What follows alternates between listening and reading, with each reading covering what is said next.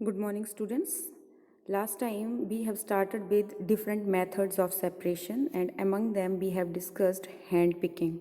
Today we will take threshing, winnowing, and we will try to cover some more. So let's see what happens. What was hand picking? Hand picking में हम क्या करते थे कि जैसे rice है तो राइस में अगर कुछ कम और बड़े साइज़ की इम्प्योरिटी है जैसे कि स्टोन्स हैं तो उनको हम हैंड से जब पिक करते हैं that is called hand picking. And now next is your threshing. What threshing actually is. Threshing में क्या होता है कि जैसे मान लीजिए आपका जो फसल है गेहूं की फसल, तो जब हम उसमें ग्रेन को स्टॉक से अलग करते हैं तो उसको हम थ्रेशिंग कहते हैं. जैसे यहाँ पे एक किसान है तो क्या कर रहा है, खेत से जो फसल आई उसको यहाँ पे बीट करके ग्रेन्स को अलग कर रहा है स्टॉक से. स्टॉक मीन्स जो फसल की जो ये डंडी सी दिखाई दे रही है नीचे से जिसमें फसल खड़ी होती है वो हिस्सा उसको स्टॉक बोलते हैं, और ग्रेन्स जो ऊपर उसके बलियों में जो लग रखा होता है अनाज उसको हम ग्रेन को सेपरेट कर लेते हैं. That is called threshing. ठीक है, और अच्छे से समझने के लिए देखिए ये है आपकी वीट क्रॉप. वीट क्रॉप में ये वाला पोर्शन जो है इसमें ग्रेन रहता है और नीचे ये जो लंबा पोर्शन होता है इसे स्टॉक कहते हैं. ग्रेन को हम खाने के लिए यूज़ करते हैं और स्टॉक जो है उसको फीड करते हैं एनिमल्स को. तो जब हम ग्रेन को स्टॉक से सेपरेट करते हैं that is called threshing. Okay, let's try to understand more. Here see, किसान क्या कर रहा है, खेत में पहले फसल को काटेंगे, ड्राई इट इन द सन में उसको अच्छे से सुखा लेंगे. मतलब अच्छा जब सूख जाएगी फसल तो उसे दो तरीक़ों से थ्रेशिंग की जाती है. दो तरीके हैं थ्रेशिंग करने के. One is manually and second is by machines यानी कि थ्रेशर से. ठीक है, तो एक तो किसान क्या करता है, फसल काट के धूप में सुखाएंगे, फिर किसी बड़े से पत्थर पर जोर जोर से पीटेंगे तो अनाज और उसका स्टॉक अलग अलग हो जाएगा. That is called threshing. और आजकल ये बहुत बड़ी बड़ी मशीन से होता है जिसे हम थ्रेशर्स कहते हैं. ठीक है, थ्रेशिंग के बाद आ जाता है बिनोइंग. बिनोइंग में क्या होता है कि जब थ्रेशिंग किया तो अनाज जो था वो अलग हो गया, लेकिन अनाज में हस्क का मतलब होता है ये जो कवरिंग होती है ना, ये गेहूं की बीज के ऊपर ये जो कवरिंग है, ये जब हम थ्रेशिंग करते हैं तो ये इसके छोटे छोटे पार्ट्स रह जाते हैं. इसको हस्क बोला जाता है, ये जो ऊपर की कवरिंग होती है.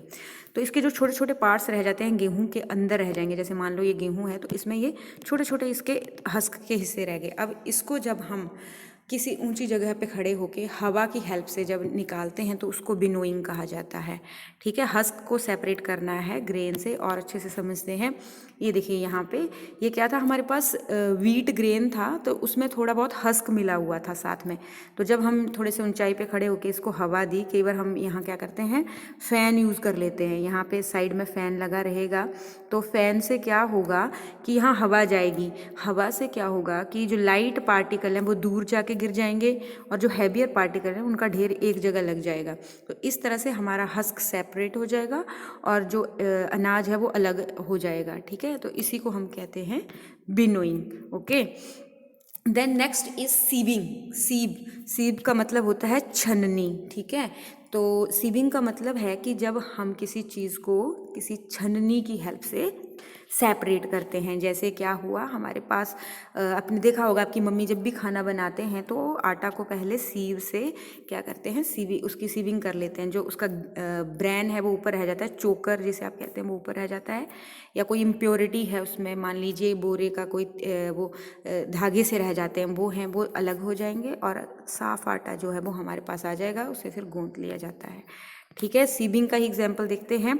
Sieving is a simple technique for separating particles of different sizes. Sieving जो है वो डिफरेंट साइज़ के पार्टिकल को सेपरेट करने के लिए यूज़ की जाती है.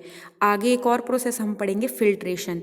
फिल्ट्रेशन और सीविंग में सिर्फ इतना फ़र्क है कि फिल्ट्रेशन जो है उसमें हम किसी लिक्विड में से कोई इम्प्योरिटी सेपरेट करनी हो ना वहाँ पर यूज़ करते हैं. ठीक है, जबकि सीविंग जो है ये दो सॉलिड पार्टिकल्स हैं तो उसमें से सॉलिड में से ही कोई दूसरा सॉलिड जिनका साइज़ आपस में अलग अलग है उनको अलग करने के लिए यूज़ किया जाता है. जैसे यहाँ पर देखिए क्या हुआ, ये एक छन्नी लगी हुई है, छन्नी के ऊपर हम रेत डाल देते हैं, जो जैसे रेता है तो वो डाला तो क्या होगा, जो फाइन पार्टिकल हैं सैंड के वो यहाँ हो जाएंगे और जो उसमें स्टोन वगैरह या कोई और इम्प्योरिटी रहेगी वो साइड में इकट्ठी हो जाएगी। It is called sieving. मतलब सीविंग जो है वो 2 डिफरेंट साइज पार्टिकल को सेपरेट करने के लिए यूज़ किया जाता है। Sieving is used when components of a mixture have 2 different sizes, अलग अलग साइज के होते हैं, या आटा को उसके ब्रैन से अलग किया जाता है। ठीक है, now see here next topic, sieving का हमने एक्सप्लेन कर ही दिया कि जैसे आपकी मदर आटा जो है वो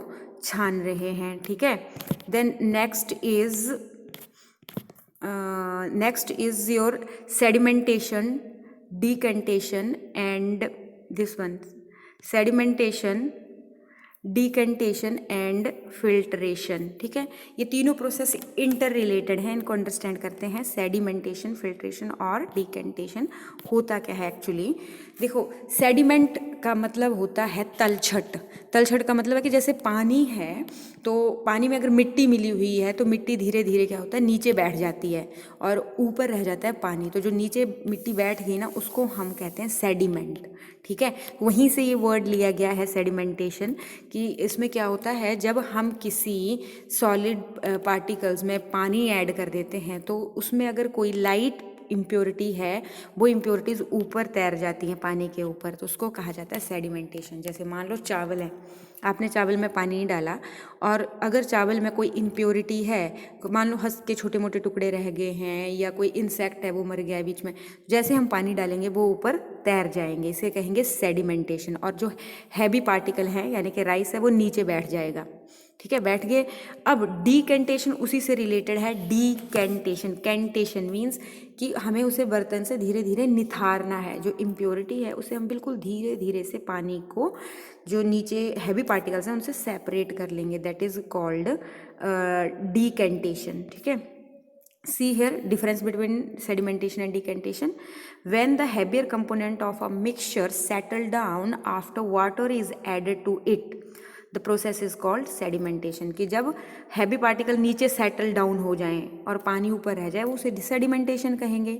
and the process in which water और any other liquid above the sediment is removed without disturbing the sediment is called decantation. मतलब जब ये सेडिमेंट हो गया, सेडिमेंटेशन हो गई, तो धीरे धीरे जब ऊपर के पानी की लेयर को, या मान लो हमने तेल और पानी मिलाया, अगर तेल ऊपर है तो तेल को अगर हम धीरे धीरे नीचे वाले सेडिमेंट को डिस्टर्ब किए बिना उसको अलग कर लें तो उसे हम कहेंगे डीकेंटेशन। ठीक है, it is also use to separate two immiscible liquid. Immiscible होता है जो आपस में ना घुलें।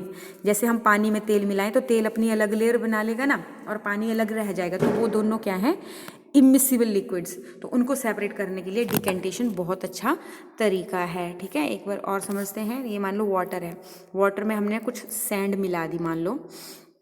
अब जैसे ही इसमें हमने सैंड मिलाई तो वो सैंड क्या हो जाएगी, नीचे बैठ जाएगी। इसे हम, इस प्रोसेस को हम कहेंगे सेडिमेंटेशन। ठीक है, अब जब वो नीचे बैठ गई तो धीरे धीरे हमने पानी अलग कर लिया, पानी अलग कर लिया और ये जो सैंड थी वो नीचे बैठी रही, ये सॉइल पार्टिकल थे वो नीचे रह गए और पानी अलग आ गया।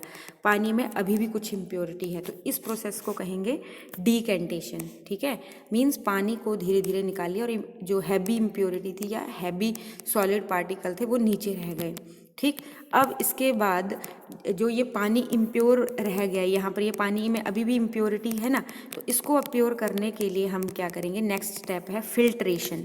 फिल्ट्रेशन में क्या करते हैं हम कि जो इम्प्योरिटीज़ हैं उनको हम छानते हैं with the help of filter paper. पहले भी मैंने आपको बताया, किसी भी मीडियम से जब हम किसी चीज़ को सेपरेट करेंगे with the help of other medium, that is called filtration. तो जैसे हमने ग्लास रखा, यहाँ फिल्टर पेपर रखा, इसमें ये इम्प्योरिटीज़ मिलाई तो क्या होगा, इम्प्योरिटी ऊपर रह जाएगी फिल्टर पेपर के ऊपर और पानी साफ सुथरा हमारे पास आ जाएगा। इसको कहेंगे फिल्ट्रेशन। ओके, फिल्ट्रेशन क्या है, filtration is a method for separating insoluble solids from liquid by passing it through a medium often filter paper। Means ज़्यादातर हम फिल्टर पेपर यूज़ करके जब किसी सॉलिड को लिक्विड से सेपरेट करते हैं, दैट इज़ कॉल्ड फिल्ट्रेशन। ठीक है, it is also use to separate cheese from milk. Okay, या फिर सेपरेशन ऑफ पल्प और सीड्स फ्रॉम द जूस, की जूस है, जूस में से अगर सीड और पल्प निकालने हैं तो उसमें भी हम इसको यूज़ कर सकते हैं। ठीक है, बाकी करेंगे कल। Thank you.